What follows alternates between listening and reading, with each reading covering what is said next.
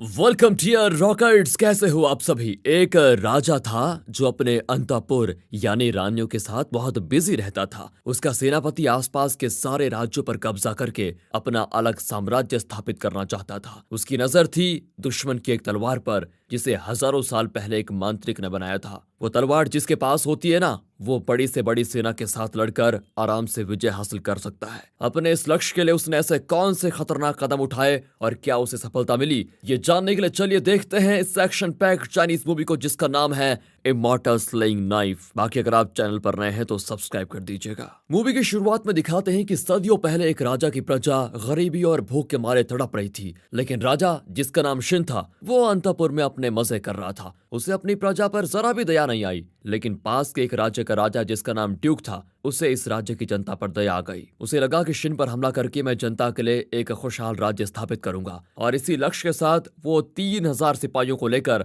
Shin पर हमला करने के लिए गया। लेकिन शिन की सेना किले के ऊंची दीवारों पर बैठकर ड्यूक की सेना पर चलते हुए तीर छोड़ने लगी। ड्यूक के काफी सैनिक मारे गए और जब तीर खत्म हुए तो शिन की सेना बाहर आकर लड़ने लगी। लेकिन तब आसमान से एक रोशनी आती है और ड्यूक का सेनापति जिसका नाम जनरल येंग था, वो तूफान की तरह वहां पर आता है और आते ही 4 सिपाहियों को खत्म कर देता है। शिन की सेना उस पर तीर चलाती है लेकिन येंग उड़कर किले की दीवार पर चढ़ जाता है और अपने सोने के त्रिशूल से उन्हें खत्म कर देता है। तब एक सिपाही उस पर एक शक्तिशाली भाला फेंकता है लेकिन येंग उससे आराम से बच जाता है और नीचे कूद पड़ता है। पर वो सिपाही तब भी नहीं छोड़ता और अपनी डार्क एनर्जी को यूज करके वो येंग से लड़ने लग जाता है। येंग अपने त्रिशूल से उसकी छाती पर वार करके उसे भी खत्म कर देता है और इस तरह ये युद्ध खत्म होता है। और तब उस आदमी के अंदर से निकलकर वो डार्क एनर्जी आसमान की ओर उड़ जाती है। ये डार्क एनर्जी असल में शिन के सेनापति ली की आत्मा है जो कि सिपाही के अंदर से लड़ रही थी। येंग भी सोच में पड़ जाता है कि युद्ध से पहले ये राज्य बहुत ही सुखी और खुशहाल था। और तब राज्य के प्रधानमंत्री उसे सलाह देते हैं कि शांति बनाए रखने के लिए कभी कभी ऐसे युद्ध करने ही पड़ते हैं, इसलिए तुम इस युद्ध को लेकर परेशान मत हो। मेरे पास जो तलवार है उसे हजारों साल पहले एक मांत्रिक ने बनाया था। उसकी ये पुश्तैनी तलवार पीढ़ी दर पीढ़ी संभाल कर रखी गई है। जब ये मेरे हाथ में आई तो इसकी शक्ति को काबू में रखना नामुमकिन हो गया था, क्योंकि जिसके पास ये तलवार होती है उससे ये तलवार बुरे से बुरे काम करवा सकती है। इससे हम शिन का खात्मा करके कहीं दफना देंगे ताकि ये किसी बुरी आदमी के हाथ न लगे। वहां ली शिन को आगाह करता है कि युद्ध में हमारी हार हो गई है, लेकिन शिन को तो सुध-बुद्धि नहीं होती। ली बार बार कहता है कि हमारा एक शहर दुश्मन के कब्जे में जा चुका है और जल्द ही पूरा राज्य उनका हो जाएगा। हमें जल्द से जल्द कुछ करना होगा वरना राज्य हाथ से निकल जाएगा। लेकिन शिन को कोई चिंता ही नहीं होती और वो ली को डांट फटकार कर बाहर निकाल देता है। तब ली एक प्लान बनाकर वहां से निकलता है और अगले सीन में एक मांत्रिक को दिखाते हैं जिसके 2 भाई हैं। तब एक लड़की जिसका नाम यिंगशु है वो तलवार लेकर इनके सामने आती है और इन्हें ललकारती है कि मेरी माँ के खून का बदला मैं तुम लोगों से जरूर लूंगी। तब मांत्रिक धुआं बनकर उनके सामने आकर खड़ा हो जाता है और कहता है हिम्मत है तो मुझे मारो। वो उस पर लगातार वार करती है लेकिन मांत्रिक को कुछ भी नहीं होता।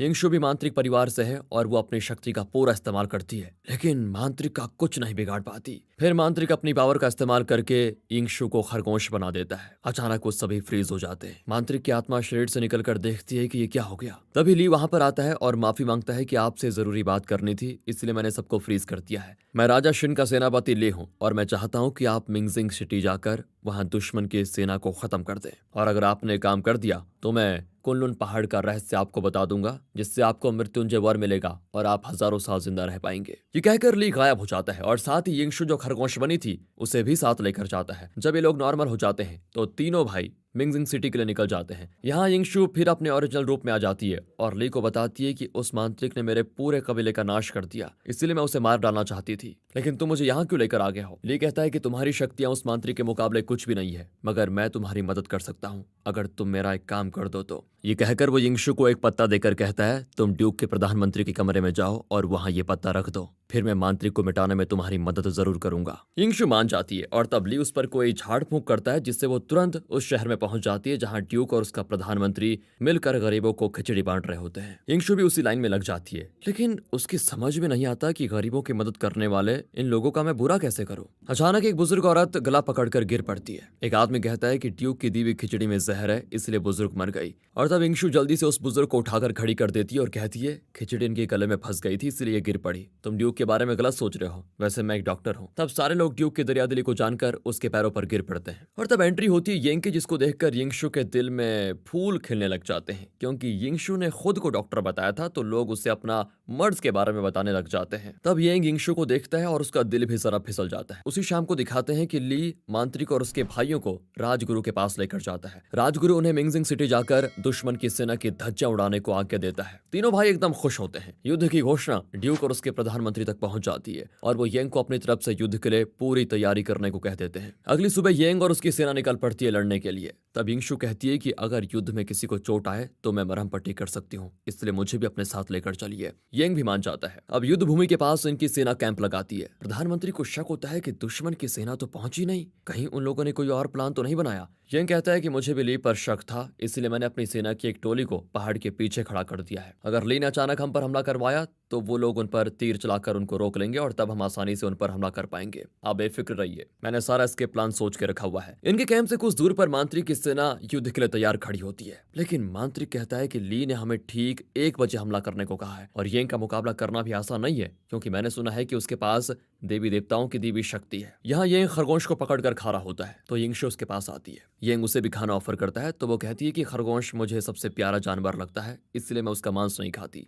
ये कहकर यिंगशु शिविर में यहाँ वहाँ घूमने लग जाती है। तब एक सिपाही उसको बताता है कि कौन सा टेंट किसका है और लास्ट में वो यिंगशु को प्रधानमंत्री का टेंट दिखा देता है। फिर वो उसको भेज देती है और उसके जाने के बाद यिंगशु उस पत्ते को निकालती है जिसे ली ने प्रधानमंत्री के कमरे में रखने को कहा था। लेकिन यिंगशु दुविधा में होती है कि मैं ली का ये काम करूं या फिर नहीं। यिंग अपनी सेना को युद्ध के कुछ तरीके बता रहा होता है और तभी यिंगशु पूछती कि आप ये युद्ध कर क्यों रहे आखिर, अगर युद्ध ही ना होता तो सब खुश तो रहेंगे। यिंग कहता है कि शिन और ली बहुत ही बुरे लोग हैं, अगर उन्हें खत्म नहीं किया गया तो लोग कभी चैन से नहीं रह पाएंगे। अब उसके जाने के बाद यिंगशु के दिमाग में ली की आवाज गूंजती है कि अगर तुमने पत्ता प्रधानमंत्री के टेंट में नहीं रखा तो मांत्रिक से बदला नहीं ले पाओगी। तभी मांत्रिक कैंप के पास आता है। वो यिंगशु को देख लेता है और यिंगशु तुरंत प्रधानमंत्री के टेंट में घुसकर एक मटके में उस पत्ते को रख देती है और फिर गायब हो जाती है। मांत्रिक वापस अपनी सेना के पास जाता है और ठीक 1 बजे वो यिंग की सेना पर हमला कर देता है। तब यिंग मांत्रिक के सामने जाता है और दोनों के बीच होती है घमासान लड़ाई और इसे युद्ध के बीच में ली प्रधानमंत्री के टेंट में घुस जाता है। प्रधानमंत्री भी समझ जाते हैं कि ली मुझे मारने के लिए आया हुआ है। फिर वो उसे एक गेम खेलने के लिए बुलाते हैं। गेम शांति से चल रहा होता है लेकिन इनके बीच बहस शुरू हो जाती है। दोनों अपनी अपनी मंत्र शक्तियों के जरिए अलग ही जादुई युद्ध शुरू कर देते हैं। यहाँ यिंग को एहसास हो जाता है कि मांत्रिक उससे ज्यादा शक्तिशाली है। ली और प्रधानमंत्री की लड़ाई भी जोर पकड़ लेती है और आखिर में ली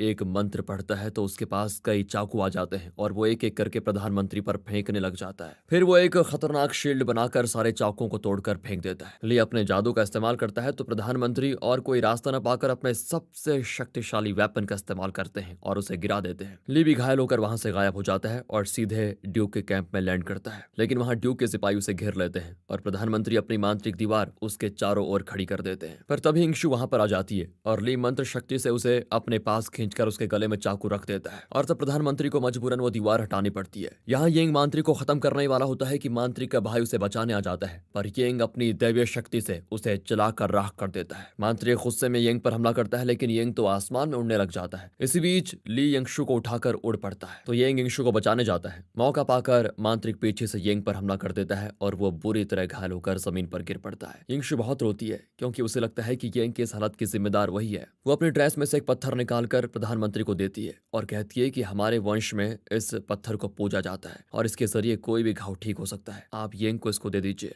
उस पत्थर को प्रधानमंत्री यिंग पर रखकर कुछ मंत्र पढ़ते हैं। तब यिंग को होश आ जाता है। वहां शिन को दिखाते हैं तो मांत्रिक और उसकी सेना को बहुत सारा धन देता है वो और कहता है कि पहला पड़ाव तो हम जीत चुके हैं, अब ड्यूक की सेना को पूरी तरह नष्ट कर दो, फिर और धन दिया जाएगा तुम्हें। मांत्रिक का छोटा भाई बहुत रोता है कि मंझले भाई की मौत हो गई। तब मांत्रिक उसे समझाता है कि हम अपने भाई के कत्ल का बदला जरूर लेंगे, लेकिन जल्दबाजी नहीं करनी और मुझे नहीं लगता कि ली ड्यूक को हराने के लिए ये युद्ध कर रहा है। असल में वो प्रधानमंत्री की मंत्र शक्ति वाली वो तलवार चुराना चाहता है। हमें खुद उस तलवार को पाने की कोशिश करनी चाहिए, फिर ली खुद हमारा गुलाम बन जाएगा। प्रधानमंत्री उसे कुछ गोलियां देते हैं और कहते हैं कि 3 घंटे में एक बार यिंग को ये गोली खिलाती रहो क्योंकि इसमें जीव शक्ति है। यिंगशु भी वैसा ही करती है और जब यिंग आंखें खोलता है तब जाकर यिंगशु की जान में जान आती है। वो प्रधानमंत्री से कहती है कि जिस मांत्रिक ने यिंग का यह हाल किया है वो पहले एक बहुत बड़ा बंदर था, लेकिन फिर उसने इंसान का रूप ले लिया और दुनिया भर की शक्तियां बटोरने के लिए वो जानवरों को मारकर उनकी शक्तियां अपने अंदर लेने लगा। उसके बाद उसने जंगल में रहने वाले हमारे पूरे कबीले को मिटा दिया। मैं उससे बदला लेने गई थी लेकिन उसने मुझे खरगोश बना दिया। तब ली ने ने मुझे बचाया और मुझे पत्थर देकर कहा कि मैं इसे आपके कमरे में रख दूं। ये कहकर यिंगशु माफी मांगती है और प्रधानमंत्री उसे माफ भी कर देते हैं। और अब दिखाते हैं कि जब ली ड्यूक के कैंप में घुसा था तो उसने प्रधानमंत्री की वो मंत्र शक्ति वाली तलवार चुरा ली थी। यहाँ यिंग बिल्कुल ठीक हो चुका है। तब एक सिपाही आकर बताता है कि यिंगशु घोड़े पर पश्चिम दिशा में जा रही है। ये लोग भी समझ आते हैं कि वो ली से वो मंत्र शक्ति वाली तलवार लेने गई है। यिंगशु ली के कमरे से तलवार चुरा भी लेती है, लेकिन तभी मांत्रिक कुछ मंत्र पढ़कर उसे बांध देता है। मांत्रिक का छोटा भाई यिंगशु के साथ बहुत बुरा बर्ताव करने की कोशिश करता है, लेकिन तभी वहां पर यिंग का त्रिशूल आ जाता है। लेकिन ऐन वक्त पर ली उसे रोक देता है, वरना वो छोटे भाई के मुंह में घुस चुका होता। यिंग कहता है कि यिंगशु को छोड़ दो और उस तलवार को मेरे हवाले कर दो, लेकिन वो कहता है कि पहले इस तलवार की शक्ति को कंट्रोल करने का मंत्र बताओ, फिर मैं छोड़ूंगा। कहकर वो यिंगशु का गला पकड़ लेता है। फिर यिंग घबराकर उसे वो मंत्र बता ही देता है। तब ली उस मंत्र के जरिए तलवार की शक्ति को कंट्रोल करके यिंग को वहीं पर मार डालता है। मांत्रिक बहुत गुस्से में होता है क्योंकि वो यिंग को युद्ध में हराकर उसे मार डालना चाहता था, लेकिन ली ने उससे ये मौका छीन लिया।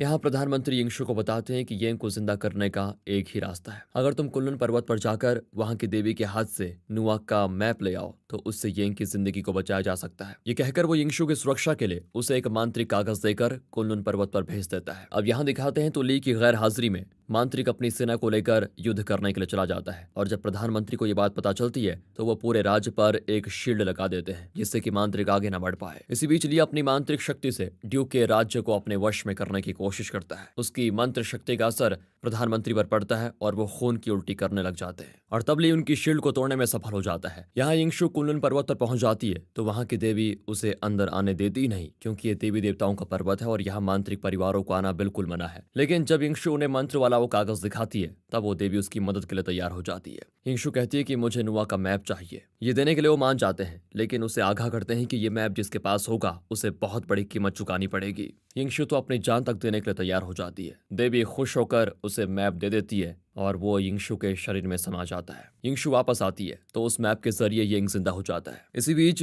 ली यिंगशु को बीच आसमान से गिराने की कोशिश करता है, पर ऐन वक्त पर यिंग उसको पकड़ लेता है। लेकिन ली की मंत्र शक्ति से यिंगशु की जान निकल जाती है। फिर यिंग और मांत्रिक की खूब लड़ाई होती है। ली तलवार से यिंग को मारने की कोशिश करता है, लेकिन यिंग अपनी शक्ति से उसे मांत्रिक की दिशा में मोड़ देता है और लड़ाई के बीच में यिंग तलवार की पूरी शक्ति को अपने त्रिशूल के अंदर ले लेता है और मांत्रिक को मार डालता है। यहाँ प्रधानमंत्री और ली के बीच फिर से मंत्र शक्तियों का युद्ध शुरू हो जाता है, जिसमें प्रधानमंत्री इस बार जीत जाते हैं। इस तरह ड्यूक और प्रधानमंत्री की जीत हो जाती है। फिर ड्यूक अपनी बड़ी सेना के साथ जाकर शिन का खात्मा करके उस साम्राज्य पर अपना कब्जा कर लेता है। वहां की जनता की खुशहाली फिर से लौट आती है, लेकिन यिंग बहुत दुखी होता है कि यिंगशु मर गई। पर प्रधानमंत्री उसे समझाते हैं कि जो नहीं है उसका शोक मत मनाओ, जो पाना है उसके लिए मेहनत करो। इस तरह एडवाइस देकर प्रधानमंत्री चले जाते हैं और इसी के साथ ये मूवी हो जाती है खत्म। बाकी दोस्तों, अगर आपको वीडियो अच्छी लगी हो, एक्सप्लेनेशन अच्छा लगा हो तो लाइक कीजिए और चैनल को सब्सक्राइब। मिलते अगली वीडियो में, ध्यान रखेगा अपना and finally thanks for watching.